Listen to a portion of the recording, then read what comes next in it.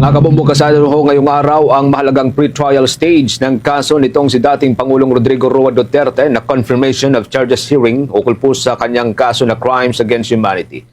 Dito ho ay tutukuyin po ng International Criminal Court judges kung nakalikom at nakapag-presenta ng sapat na ebidensya ang prosecution panel para ituloy ang kaso sa trial o sa magiging paglilitis.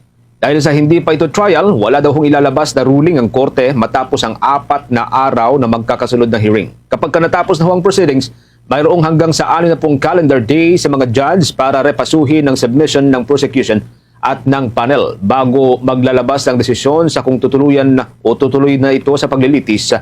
Gayunpaman, may ilang pagkakataon ng mas maaga ang paglalabas ng mga judges sa kanilang mga naunang desisyon. Balikan po natin ang pahayag at paliwanag na Attorney Cristina Conti sa exclusive interview ng Bombo Radio Philippines.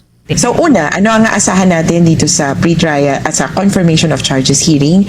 Ito po ay argumento ng prosecution, ng depensa at saka ng victims tungkol dun sa saklaw ng kaso. Ano ba talaga ang kaso na dapat aprubahan ng pre-trial chamber kay Duterte? Maaari pong magpresenta ng ebidensya. Maaari pong oral arguments lang din. Kaya pwede nating asahan na sa loob ng 4 na araw ay talagang balitaktakan po ito at maraming mga legal terms na lalabas. Kaya yung kumbaga kung aabangan ba natin na meron bang haharap na witness, posible, dahil binigyan naman ng oportunidad ang kahit na sino mang panig.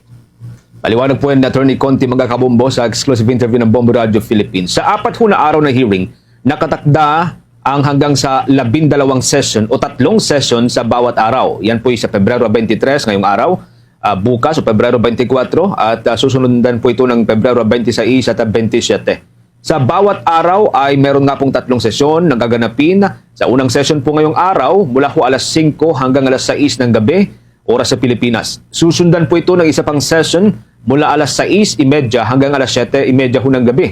At ang panghuling session ay mula ho alas 9 hanggang alas 10 na po ng gabi, oras pa rin po ng Pilipinas. Parehong schedule din po ang susundin sa 3 nalalabing mga araw ng hearing. Sa confirmation of charges hearing naman, tutukuyin po ng International Criminal Court kung may sapat na ebidensya laban sa dating Pangulo para sa kanyang kinakarap na kasong crimes against humanity. Dito po ipepresenta ng prosecution, ipepresenta ho ng defense at ng mga legal representative of the victims ang kanilang oral submission sa mga judge ng International Court para ho depensahan ang kanilang mga argumento. Dati pong nakatakda noong Setyembre 23 kung ating pong babalikan ang hearing na ito, ngunit naantala dahil po sa ilang magkakasunod na petisyon na inihain ng kampo ng dating Pangulo.